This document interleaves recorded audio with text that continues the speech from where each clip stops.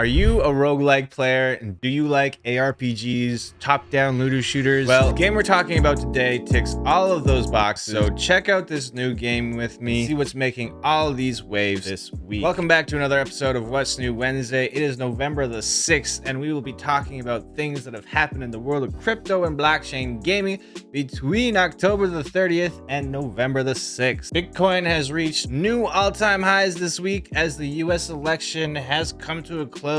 What do we have to expect as we near peaceful transfer of power on January the 20th and a new government taking charge? A new rogue-like co-op looter shooter ARPG called Riftstorm has had a successful playtest ending on October 21st with over 110,000 downloads on Steam, 110,000 hours played, over 1,200 concurrent players over the period of 15 days, and 92% positive reviews. Is it worth the hype? Openloot has announced that Openloot VIPs will be rewarded for marketplace activity over the past 30 days. What is an Openloot VIP and what kinds of rewards are we going to get? Nobody knows for sure, but we're going to talk about it. And Big Time's Clockwork Harvest Crafting Leaderboard has come to an end today. Were you one of the top 100 crafters who won OLRP and Big Time tokens? I sure wasn't. Okay, let's get into the topics. The first topic is a doozy, huge doozy this week.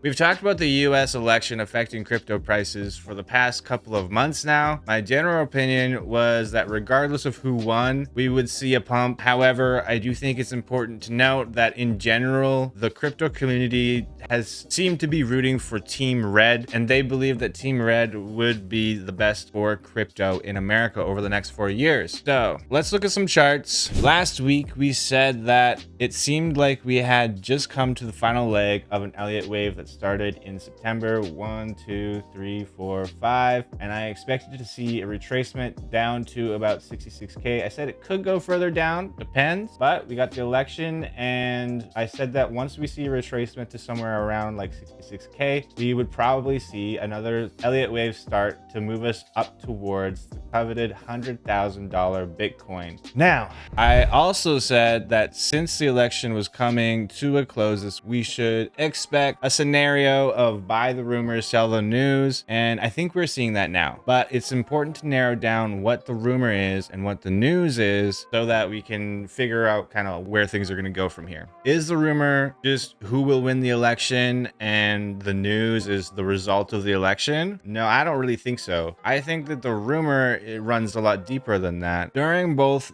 Team Red and Team Blue's campaigns, they each made promises to bring crypto into the 21st century in their own ways. So in my opinion, the rumor is actually the promises that Team Red and Team Blue made during the campaign, and the news will be whether or not the winning elected candidate will follow through on those promises. So what does that mean though, right? The peaceful transfer of power happens on January the 20th. So I expect Bitcoin and altcoins to continue to trend bullish, not financial advice, at least until then. Barring any extreme macro events, you know, all sorts of things could happen between now and then. That's literally 2 months from now. Then the question comes down to how long will it take for Team Red to make good on those promises made during their campaign at Bitcoin 2024. Donald Trump showed up at Bitcoin 2024. He made a great speech. He talked about all these things he's going to do for the crypto industry. What were those promises? So there's this article by the Coin Republic that talks about this. Donald Trump policy reset, Gensler out, Ulbricht free, BTC mining in. One of his main promises that he made during his campaign was that, you know, the moment he gets into office on day one, he's going to be kicking Gary Gensler out of the chair role position in the SEC. And I think this is a huge piece of news that we're going to be looking for, right? The rumor is he going to do it? Is he going to actually kick out Gary Gensler from the SEC? And the news will be on day one. We'll see October the 21st, really, what kind of things happen. Gary Gensler has been a thorn in crypto industry in the United States side over the past several years now. And it's the general consensus that he needs to go. Even I really kind of think he needs to go. And I do think that crypto and regulation, there needs to be something that needs to get sorted out, but Gary's not the guy. Something else to look out for will be what kind of policies get put into place regarding this other promise. Team Red was proposing a national Bitcoin reserve, as well as trying to incentivize Bitcoin miners to come and mine Bitcoin in the USA. They say his plan is to mine all the remaining Bitcoin in the United States and aims to attract Bitcoin miners to America with an emphasis on sustainable practices. Also, one of his topics was no CBDCs. People are really anti-CBDC, especially in the crypto industry for the most part. Takes a really conservative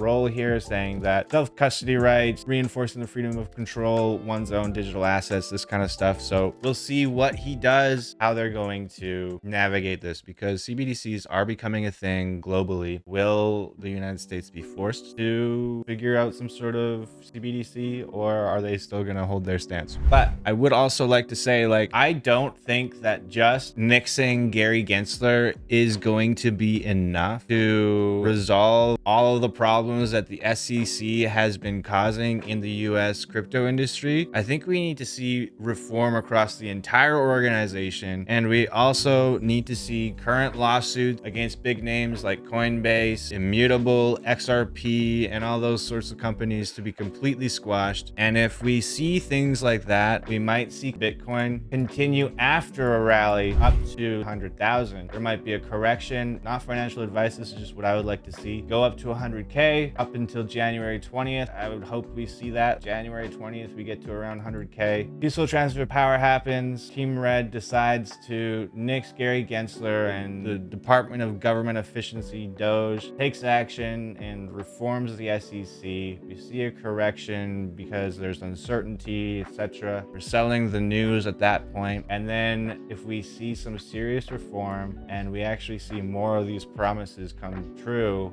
we might see Bitcoin go even higher. And that would be really crazy to see. Who knows what's going to happen? The crypto market moves so fast, and there's a lot of variables that could cause things to flip on us, but it's definitely interesting to think about. Not financial advice, just a wouldn't that be nice kind of scenario. Okay, that's it for all of that. We are going to see some pretty crazy stuff over the next couple of months. Riftstorm is a co-op looter shooter ARPG roguelite game, top-down shooter. Looks like a lot of fun. They just finished doing a playtest that went from mid-October to the 31st. What is it? Is it good? And what is all the hype about? First, let's just take a look at this X post. Not a whole lot there, but they have some stats that they're boasting about. So let's take a look at this image here. We got 110,000 downloads, 110,000 plus hours, 1,270 concurrent players over the span of 2 weeks, 92% positive reviews. The recap, it doesn't say a lot. There's nothing else really here. They have a blog post that kind of talks about it a little bit more. The demo ended up in the #1 trending free game on the Steam store, which is pretty significant, pretty cool to see. And we have a crypto game on Steam and it's trending, so that was cool. Talks about how they pushed really hard and they're working around the clock to try and lend support and monitor and gather bug reports and feedback, etc. So they were putting in the work, all hands on deck situation for the team, and that's good to see. Like, they weren't slacking off. It's a pretty short and sweet blog post, but overall it just seems like they're happy with the result. They know that they've still got work to do. They're taking the critiques into consideration, and if you have any more critiques, they list a form, so that's good. They're willing to listen. But I took some time to check them out on Steam. I found their thing on Steam here, and let's start out just by watching this trailer.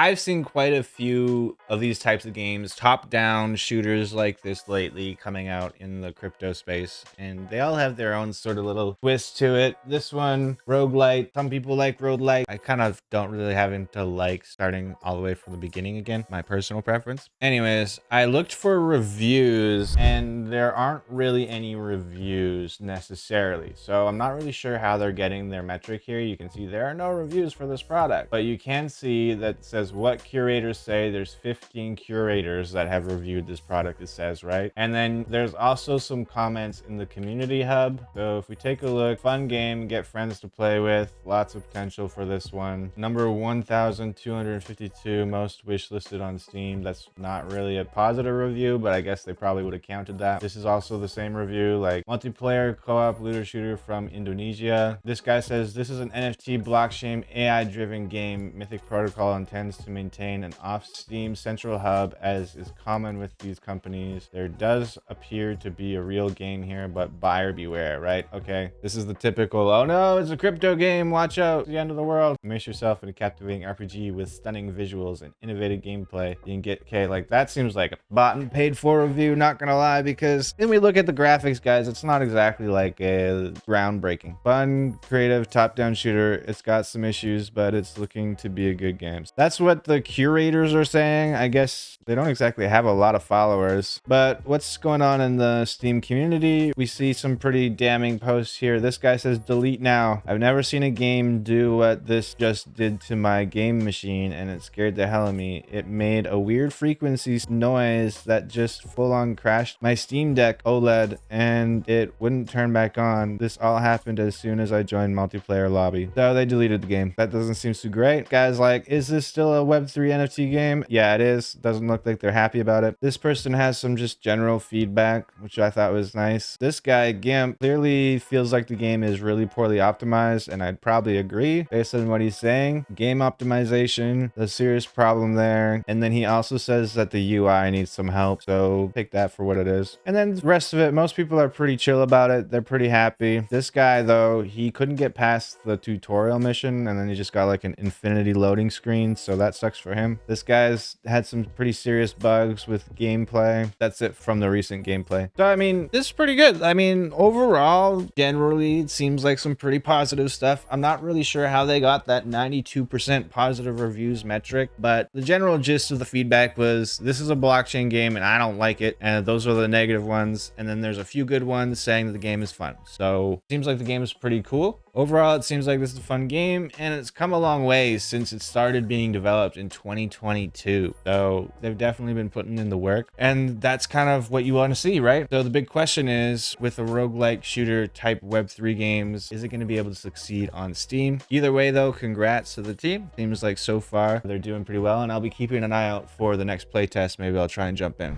Moving on, Openloot. So Openloot made a couple posts this past week. First post they made was on November the 5th. Exciting news for Openloot VIPs. Who is an Openloot VIP? What makes an Openloot VIP? I don't think that I've seen anything about what makes an Openloot VIP, but we're gonna move on from that. We're thrilled to announce that today we will do an exclusive Openloot airdrop designed just for our VIP users. Once again, don't really know what that means. This airdrop rewards very active users based on their 30-day Openloot activity score. It's all about recognizing ongoing engagement and rewarding those who make Openloot amazing. Thanks for being an essential part of the community. Okay, so that's awesome. They made another post today saying, play big time VIP airdrops round 2. We're excited to announce an additional OLRP airdrop for selected big time VIP users. This special airdrop will supplement the November 1st event, ensuring that certain VIPs receive their full OLRP allocation. So this is specifically for big time VIPs. Maybe they felt like they weren't getting the love that they deserved from the Openloot VIP airdrop,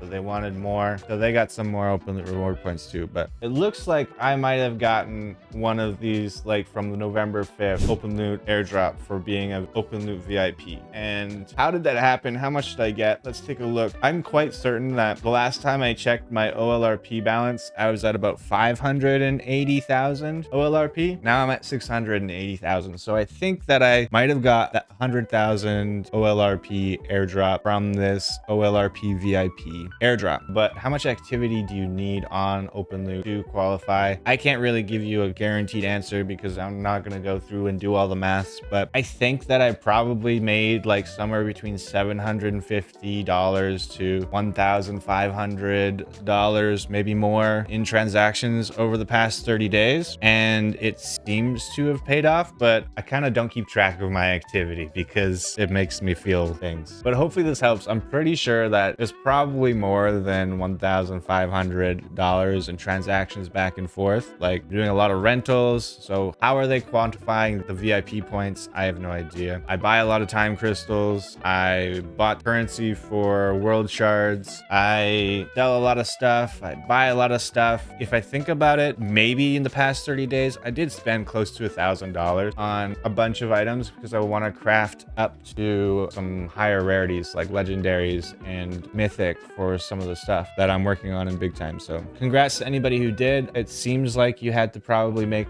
a significant amount of transactions as well as like have several rentals going, and maybe it has to do with how you're using the Openloot marketplace. But anyways, hopefully that gave you guys some insight on how that worked. We're gonna move on. Big time Clockwork harvest event is over. The leaderboard is finished. iPace was the first person to craft this mythic axe, which was the last craftable item in the crafting journey, and that was literally a day before the event ended that they announced this. So it really makes me wonder, like, how many people actually completed this entire crafting journey. Let's see who's in the top 10 finalists. So top 10, you see some pretty similar names. 12th place is iPace. So congrats to iPace for being 12th. That is a huge accomplishment, especially when you're up against whales like that who are clearly multi-accounting. Me, on the other hand, I didn't manage to make it into the top 100. I managed to get to 138. That was pretty close, but no cigar. And a big reason why